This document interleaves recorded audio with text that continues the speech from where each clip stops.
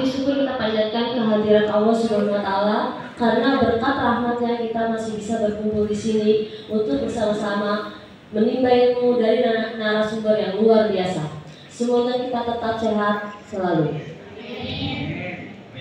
Sebelum memulai acara, perkenalkan saya Ika Yudani selaku MC pada hari ini untuk membacakan susunan acara.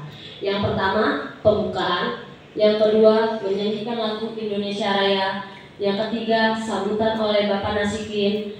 Yang keempat, penampilan tarian daerah dari Anastasia kelas 11 WLB 2. Yang kelima, pemaparan materi oleh Bapak Alex sekaligus diskusi dan tanya jawab. Yang keenam, penutup. Untuk memulai acara pagi hari ini, marilah kita buka dengan membaca basmalah. Acara selanjutnya menyanyikan lagu Indonesia Raya. Hadirin dimohon berdiri.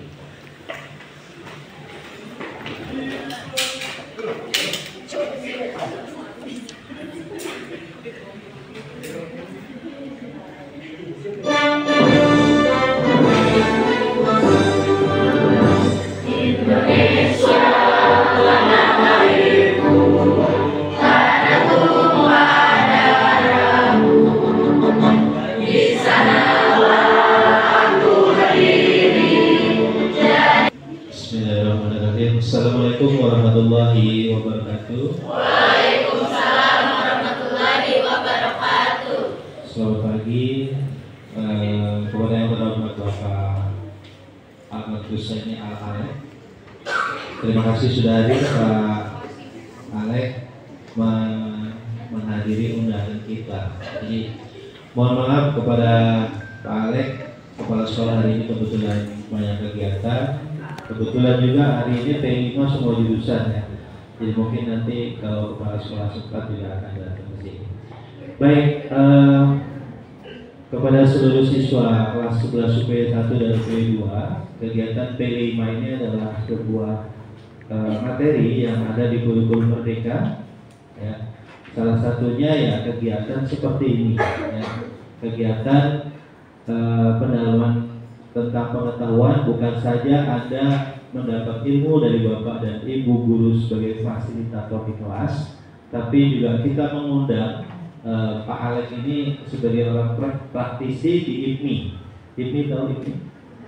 Ikatan Pemandu Museum Indonesia. Kebetulan Pak Alex ini adalah ketua umum ya. Di Indonesia ketua umumnya Pak. Ya. Jadi nanti beliau kantornya ada di Museum Kesejarahan Jakarta. Jadi nanti pada saat kita atau kalian ada yang magang di sana, kalian juga akan ketemu dan akan selalu dekat dengan Pak Alek ya. Dalam kelihatannya,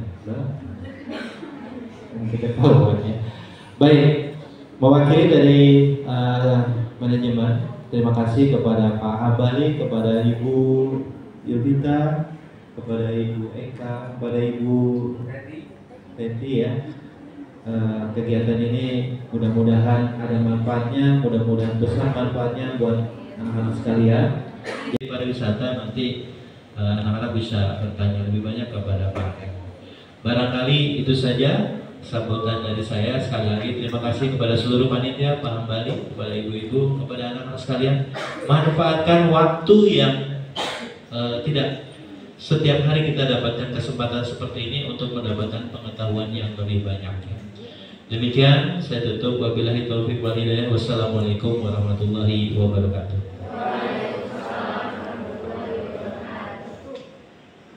Terima kasih kepada Bapak Nasikin atas sambutannya. Untuk acara selanjutnya yaitu penampilan tarian daerah dari Anastasia kelas 11 WLB.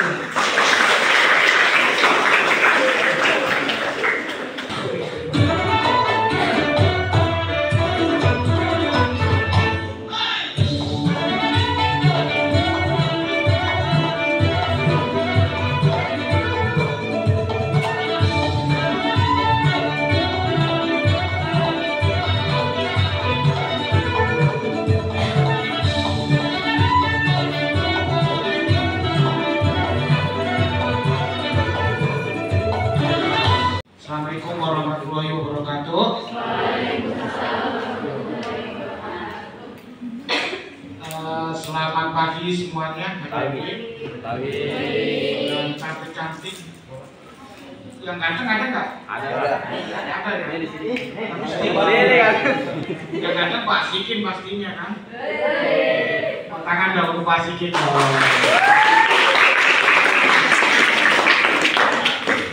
Yang saya hormati Bapak Sikin dan para dewan undangan lainnya. Kan satu saya nggak hafal ya. Tapi saya ke SMKN 13 ini udah berapa kali ya? Kalau nggak salah ada kali bangsa 5 kali ya. Semenjak kalian belum lahir mungkin ya. Nah kali ini saya diundang ke sini ya untuk memberikan atau menyampaikan paparan materi tentang bagaimana sih bekerja di pariwisata. Apa kalian sudah ada bayangan belum sih? Jadi hari ini ada 2 materi yang akan kita sampaikan ya, yaitu sesuai dengan program kalian, yaitu tentang kurikulum merdeka ya. Yang pertama adalah tentang bagaimana cara kerja atau bagaimana sih kerja di pariwisata, tentunya di dalam bidang kepemanduan. Kemudian yang kedua adalah yaitu materi tentang public speaking. Kenapa kok ada public speaking? Tahu kan udah kan? Udah tahu belum? Kenapa sih semua usaha, semua pariwisata, ya semua itu harus ada public speakingnya? Karena itu mendukung public speaking itu, ya. Artinya itu bumbunya, ya kalau di pekerjaan itu. Tapi kata Pak Asikin, saya harus santai aja dulu, gitu, ya. Lah ngapain ribet-ribet, ya? Lah kopinya mana Pak? Oh, kopinya belum ya? Ini kopi ya? Saya kopi dulu ya? Udah belum kopi, coba dari Bogor, Depok ya? Tadi naik kereta, naik kereta, Masya Allah. Nah, iya dong, nunggu gojek lama, ya kan?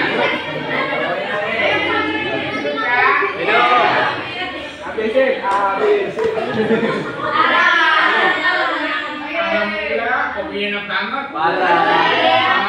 Kopi SMKN 13 enak banget. Meski kopi tidak udah dikit, tapi udah balik di kalian. Iya.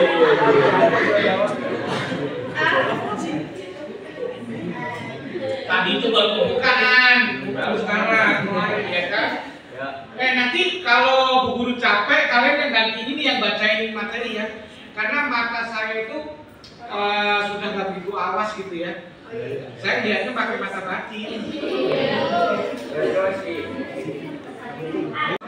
Iya. Wajahku kan serem, tapi hatinya Hello Kitty.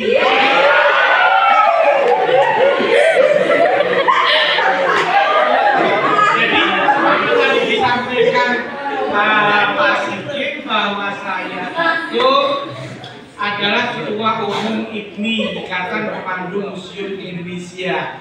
Jadi kerjaan saya keliling-keliling di Indonesia, ya. Tapi capek sih. Iya. Padahal aku kan udah tua, udah aki-aki. Tapi semangatnya muda, ya. Meskipun luar freshnya, bodinya fresh, tapi jerohannya udah kayak gimana gitu ya. Jadi kalau nama lengkap saya Prof. Ahmad Husaini Al-Alek, ya SPD, ya, tahu nggak? Prof bukan profesor, profesi sebagai pemandu yang sok PDM, Master of Rainbow. Asik kan? Terus kalau nama panggungnya, kalau siang namanya Alek ya. Alexa.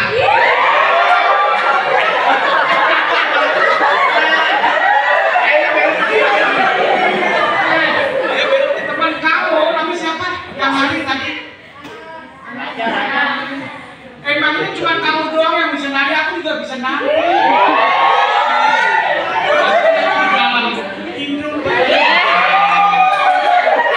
Aku sering nari cowok dan cewek ya. Jadi kita sama ya, tos dulu dong. Bagus banget ya, karena kamu bagus banget ya. Jadi kalau saya itu sering dikenal sama anak-anak ya, teman-teman, itu namanya Papi Alek Rempong ya. Jadi Papi Alek ya, makanya Papi ya. Ketika kemarin itu Papi Alek Rempong, tapi sekarang namanya Papi Gemoy. Karena kemudian semakin maju. Gitu, dia bukan Gemoy Prabowo, Prabiwi.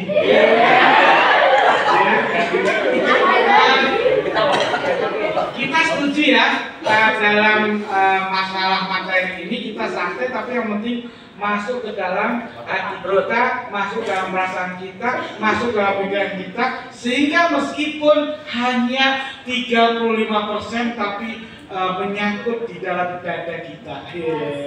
Pikiran kita maksudnya ya. Jelas ya? Jelas. Ya kalau yang nyangkut di dada aku ya Garuda. Garuda. Ya. Garuda kan sebelah aku. Kalau salah musik dia kan di dada kiri, baru dada kanan ya. Kepemanduan adalah pekerjaan yang bersifat 5M. 1. Menginformasikan, 2. Menunjukkan, 3. Mengedukasikan, 4. Memimpin, 5. Menghibur. Nah, jadi materi pertama adalah salah satu bagaimana sih kita bekerja dalam pariwisata di bidang kepemanduan. Karena pariwisata itu luas ya.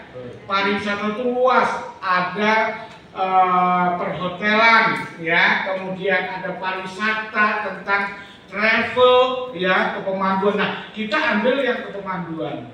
Nah, apa sih kepemanduan itu? Adalah salah satu pekerjaan yang sifatnya menginformasikan, mengedukasikan, menunjukkan, kemudian apa tadi Bu? Iya, membimbing ya. Jadi antara menunjukkan dan menginformasikan itu beda ya. Menunjukkan hanya SNKN 13 itu ada di sebelah sana ya. Itu belok kanan, kiri langsung masuk. Memang ini kuburannya juga luas banget, itu kan ini kuburan dulu kalau mau kemari kan gitu kan. Emang iya kan kuburannya kan luas banget. Orang tadi aku bilang kan naik gojek aja muter-muter masuk kuburan baik ya. Nah, kemudian itu adalah menunjukkan, menginformasikan. Nah, menginformasikan, cara menginformasikan juga berbeda dengan mengedukasikan. Kalau menginformasikan, contohnya misalkan bahwa SNKN 13 Jakarta itu lulusannya luar biasa. Kenapa? Karena di SNKN 13 Jakarta itu berbagai jurusan ada. Nah, kalau mengedukasikan seperti apa Pak Alek? Jadi kalau mengedukasikan itu adalah semacam guru menyampaikan informasi, guru mendidik kalian, itu namanya mengedukasikan. Jadi harus ya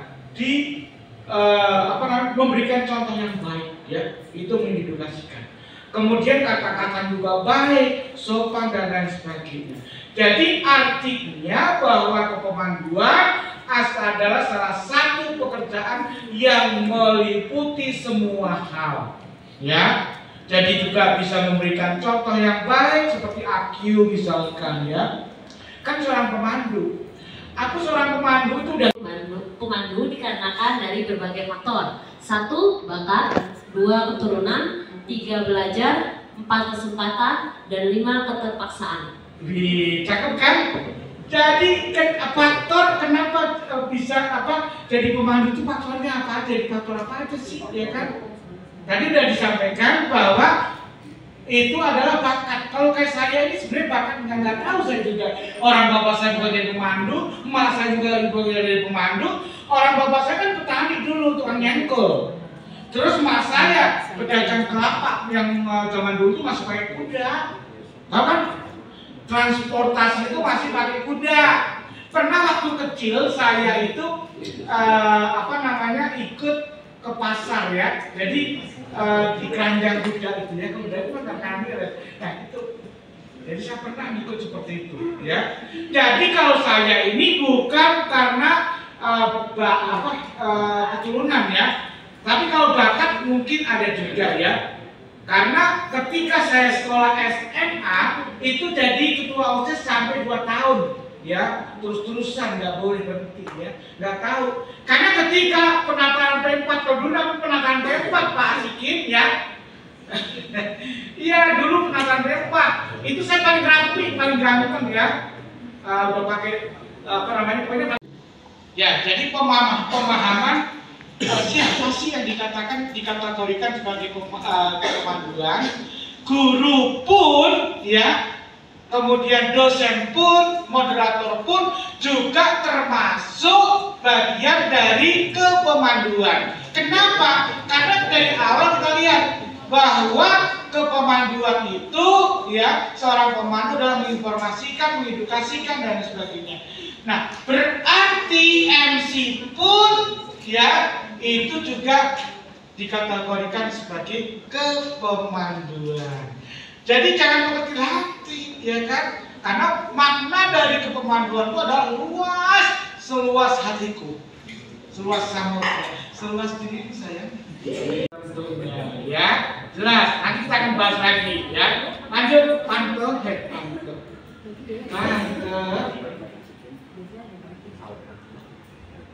Ya, yuk.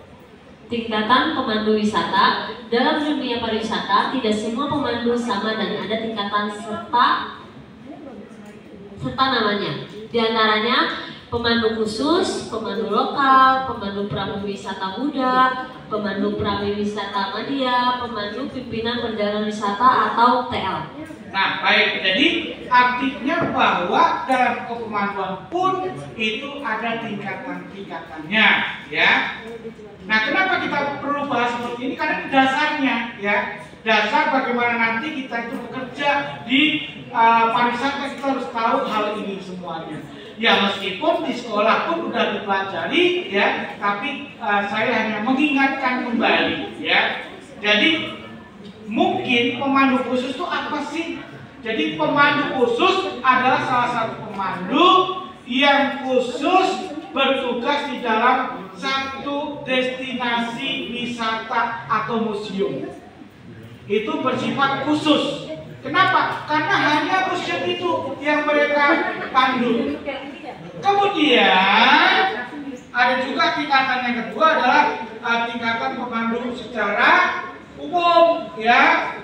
Itu biasanya dari HPI, ya. Itu kalau IPMI biasanya itu adalah pemandu secara khusus, ya. Karena kenapa? Karena menjelaskan tentang ruangan, tentang koleksi, kemudian tentang zona, ya. Kalau destinasi itu biasanya di luar ruangan, tapi kalau museum biasanya di dalam ruangan, ya. Nah, kemudian tingkatan kedua adalah pemandu, ya, atau tour guide, yaitu prawisata muda. Itu artinya menguasai tentang daerah provinsi, ya, kawasan provinsi. Makanya kalau yang dipelajari kalian itu adalah yaitu semacam transfer in, transfer out, ya. Itu memang harus dipelajari. Kenapa? Karena itu adalah salah satu pelajaran tentang, ya, kepemanduan dengan status yaitu prawisata muda, ya, artinya tingkatannya tingkatan provinsi atau kabupaten. Jadi di sini kita sekalian latihan untuk pemantapan kita.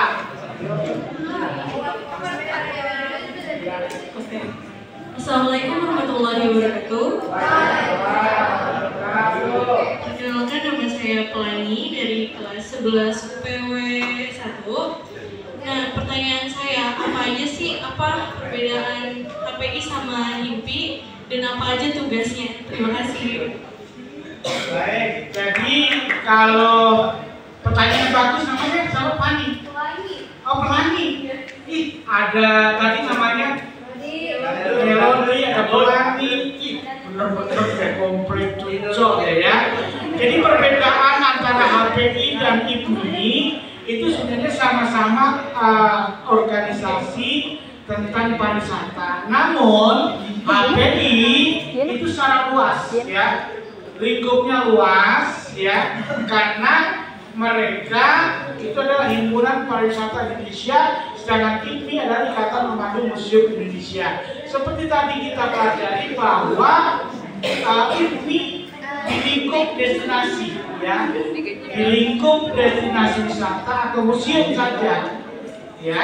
Tapi HPI itu adalah mencakup keseluruhan, artinya mereka bisa kemana-mana ya. IPMI juga bisa kemana-mana, karena seperti saya juga itu di samping saya ketua umum IPMI juga sebagai anggota HPI juga ya. Nah, rata-rata di HPI itu adalah orang-orang yang sudah bisa menguasai bahasa asing ya, karena rata-rata mereka itu adalah yang memandu tamu asing gitu ya. Tuh.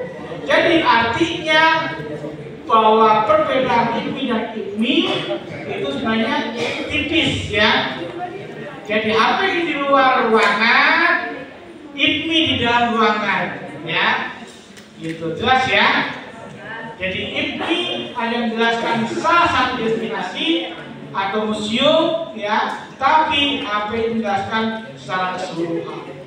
Begitu ya. Terima kasih. Pertanyaan. Assalamualaikum warahmatullahi wabarakatuh. Nama saya Melody dari kelas 11 ULW 2. Saya mau nanya, menurut Bapak gimana cara meningkatkan keterampilan menjadi pemandu wisata? Itu aja. Terima kasih, pertanyaan bagus juga sih. Meningkatkan keterampilan dalam memandu ya. Pertama ya, kita harus sering latihan ya. Memang sebagai pemandu pertama pasti nervous ya. Itu udah pasti dialami ya. Aku juga dulu juga nervous juga sama. Tapi dengan adanya kita sering berlatihan, sering berkomunikasi, sering praktek langsung, itu gak akan nervous ya. Gitu. Kayak kamu misalkan sekarang nih ya, di sini kan agak ini, tapi udah lumayan sih, bagus ya. Nah, peningkatan tersebut perlu kita lakukan ya. Jadi jangan diem aja gitu ya. Jadi harus dilakukan terus secara kontinu. Nah, sehingga yang dinamakan tour guide profesional atau professional guide ya, itu memang perlu jam terbang ya. Nggak bisa seorang pemandu dikatakan profesional ya dalam waktu dekat, karena harus yang tadi kita pelajari itu trik kepemanduan. Artinya trik kepemanduan itu harus selalu praktek, baru akan mendapatkan trik. Bagaimana cara menghidupkan suasana, bagaimana caranya bisa orang itu ketawa. Dia dari 11 bulan pernah diajari kita. Nah, kita tadi ada masuk dalam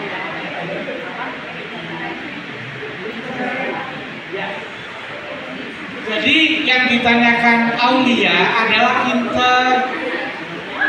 itinerary ya. Itinerary adalah mencakup dalam program ya tentang touring ya. Misalnya itinerary atau kalau kita boleh bilang itu apa namanya, jadwal atau ya schedule atau apa namanya itu ya. Misalkan jam sekian ya, penjemputan sekolah jam 8 ya, persiapan menuju ke kawasan Kota Tua ya, perjalanan misalkan jam 8.30 sampai jam 9.00 ya, itu adalah perjalanan dari SMKM 13 menuju ke kawasan Kota Tua. Kemudian jam 9.00 sampai jam 10 touring di Museum Bank Indonesia. Kemudian jam 10 sampai jam 11 touring di Museum Sejarah Jakarta. Itu adalah yang namanya itinerary ya. Jadi program atau schedule atau jadwal ya, atau rundown ya, itu. Jadi di pariwisata itu adalah tugasnya seorang TL, ya. Atau mungkin kalau di tiketing atau mungkin di travel itu juga harus ada rundown seperti itu. Kenapa ada rundown? Kenapa ada itinerary? Karena supaya waktunya bisa di-manage, ya. Terkadang kalau kita nggak ada rundown itu molor, akhirnya program misalkan ke museum ini nggak ada waktu, ya akhirnya terjadi keuntungan. Nah itu seperti itu, kalau kalian kerja itu harus benar-benar diperhatikan. Makasih. Yang satu, saya ingin bertanya Pak, apa sih kendala utama yang dialami seorang pemandu wisata? Terima kasih. Kendalanya ya. Nah, jadi ini sama aja suka dan duka ya. Tapi ini adalah sukanya ya. Tapi ini adalah kendalanya apa ya? Dukanya ya, bukan sukanya ya. Jadi seorang pemandu itu kendalanya di sini ketika turun hujan misalkan, kita posisi ada di tengah-tengah lapangan atau apa ya. Nah, padahal sebagai pemandu kita harus pelayanan yang maksimal. Nah, itu yang perlu dipersiapkan jauh-jauh hari, misalkan ini musim hujan dan sebagainya. Harus dia itu mantel, plastik dan sebagainya. Nah, dukanya ketika misalnya ada tamu yang sakit, ada tamu yang dan sebagainya, kita harus benar-benar pelayanan itu. Itu benar-benar menguras tenaga kita. Kenapa? Karena memang misalkan kita bawa rombongan itu ada 30 orang. Nah, yang satu ini sakit. Nah, sedangkan yang 29 itu kan kita harus terus kan. Nah, itu bagaimana caranya? Makanya itu kita harus kerjasama dengan driver ya. Kemudian juga kalau perlu ada teman asisten dan lain sebagainya, sehingga semua itu bisa ditangani. Yang ketiga, ya dukanya seorang pemandu ketika kita tidak bisa memenuhi program ya mereka dan komplain, itu kita rasakan gimana ya. Nah makanya perlu tadi disampaikan rundown atau itinerary itu sangat penting ya. Jelas ya. Oke lanjut yang cowok. Kenapa? Karena di PKL UPMKJ itu bisa menampung banyak. Karena kita ada 4 museum sehingga bisa dibagi tugas. Tapi pembagian tugas itu adil ya, bijak ya, enggak sembarangan ya. Gitu. Kamu suka PKL di sana nanti? Suka. Oh, kenapa kamu suka? Karena udah lihat saya gitu, rempong. Iya kan udah kenal. Belum tahu bagian itu ya, udah dari dia ya. Tapi meskipun galak-galak seperti ini, semua anak-anak nempel semua kayak perangko di sana ya. Kalian nanti lihat aja kalau nggak percaya ya. Dari kelas 11 ULS 1.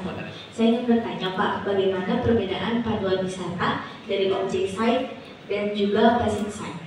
Terima kasih. Hebat juga pertanyaan ya. Ya jadi ya kan ada namanya tour itu, ada yang lihat saja sambil jalan ya. Kita dinamakan apa tadi? Ya, jadi ada yang memasuki objeknya, itu yang dinamakan langsung ya, directly-nya ya. Nah, tergantung biasanya Monas atau istana ya. Nama saya Nisa Putri Valeria dari kelas 11 Surabaya. Saya ingin bertanya Pak, apa saja sih tips-tips untuk mencairkan suasana antara tour dan wisatawan? Terima kasih. Apa? Kalau es batunya masih itu ya udah cairin aja. Ya jadi artinya bagaimana tip-tip untuk mencairkan suasana. Disinilah ya kita itu yang dinamakan tadi pelajaran trik guiding atau trik kepemanduan itu tadi. Jadi misalkan kita bisa lihat suasana tamu pengunjung itu seperti apa ya, sudah perlu di waktu yang dicairkan belum. Nah kita harus lihat dulu gitu ya. Nah salah satunya bagaimana kita bisa mencairkan suasana di dalam kunjungan itu. Kalau tamu-tamu atau pengunjung itu kayaknya sudah merasa jenuh dan lain sebagainya. Nah, kita harus ambil langkah ya. Kita harus ambil langkah. Langkah itu bagaimana caranya supaya orang itu bisa semangat kembali ya, suasana bisa hidup kembali dengan melucu ya, dengan apa namanya modal kita, taman kita misalkan kayak tadi tarian ya, model kayak papi itu dalang dan lain sebagainya ya. Apalagi kalau di bus ya. Tapi kalau di bus itu rata-rata mereka ada yang suka, ada yang enggak. Karena di perjalanan kadang-kadang mereka ngantuk dan lain sebagainya. Nah, sehingga mereka bisa ingin tidur. Namun kalau dalam destinasi wisata atau museum, biasanya mereka kan suka seperti itu, boring dan lain sebagainya. Nah, sehingga kita harus bisa mencarikan suasana yang lebih asik lagi, yang lebih seru ya dibandingkan yang sebelumnya. Itu tipsnya ya. Makasih ya. Nah, terhadap lawan kita ya, berbicara terhadap pengunjung, berbicara terhadap publik ya secara umum. Artinya bagaimana kita bicara dengan 2 orang, dengan 1 orang, dengan banyak orang itu berbeda-beda. Artinya bahwa public speaking itu adalah penting sekali di dalam kepemanduan, di dalam bisnis ya, kemudian di dalam tentang perhotelan dan sebagainya, semua itu memerlukan tentang public speaking. Kenapa? Karena tanpa public speaking ya, itu pembicaraan kita ya, cara bicara kita, cara pandangan kita ya, kelakuan kita itu ya tidak akan berarti banyak. Karena di public speaking ini adalah banyak aturan-aturan atau banyak semacam trik-trik atau banyak semacam tip-tip yang harus kita kenal, yang harus kita pahami. Lanjut Ibu, itu akan beres semuanya. Kalau masa sejarah dan lainnya nomor 2, yang penting pede dulu. Makanya ketika setelah PKL di museum, rata-rata itu dites sama gurunya sudah pede semuanya. Yang tadinya cuma diem aja. Tapi karena di sana kita gojlok, kita kembangkan, kita bimbing dengan harus bisa ya membawa rombongan dengan bicara ini, menghadapi ini, sehingga alhamdulillah itu PKL di sana semuanya bisa semuanya.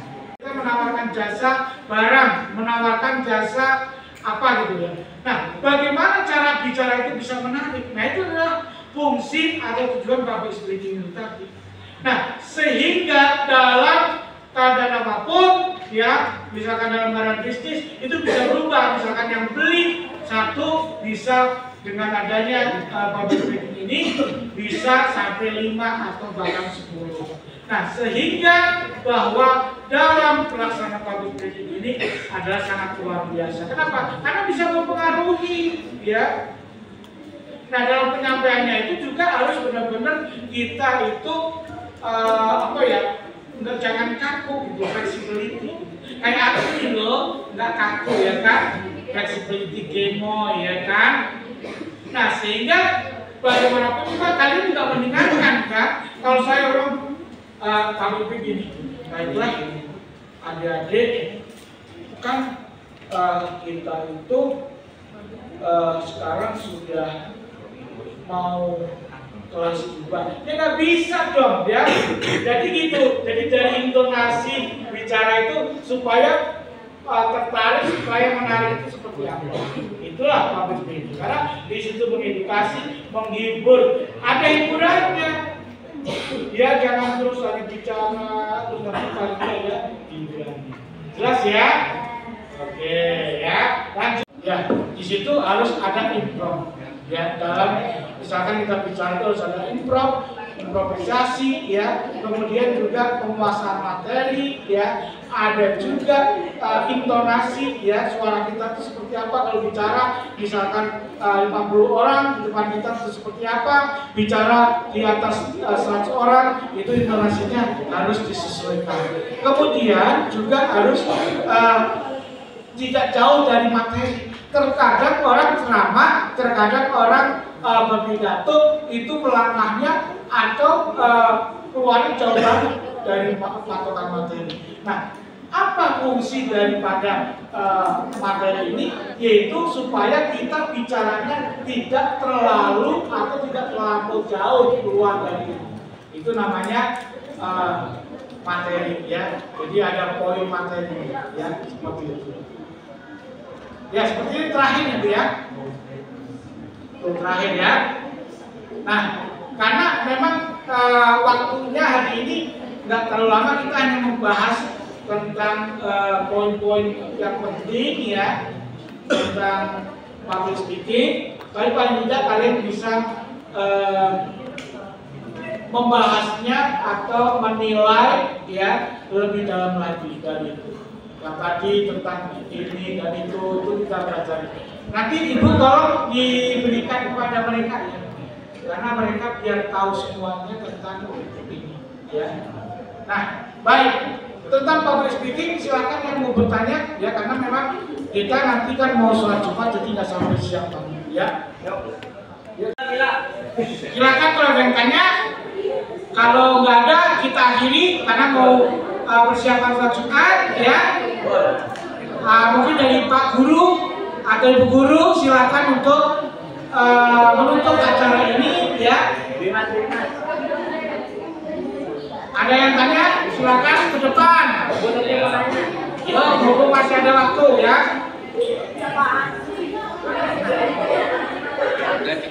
Yo. Baik, kalau nggak ada silakan Pak Guru silakan untuk menutup acaranya atau Ibu Guru silakan ya. Terima kasih atas kehadiran ya adik-adik semuanya. Terima kasih atas undangannya Bapak Ibu Guru ya. IPMI hari ini telah sampai kembali di SMKN di Jakarta. Tak lupa salam hormat kepada kepala sekolah, wakil kepala sekolah ya, dan para dewan guru ya. Kami setelah ini akan pamit undur diri, akan kembali ke museum karena memang ada tugas di sana. Terima kasih. Wabillahi taufiq wal hidayah. Wassalamualaikum warahmatullahi wabarakatuh.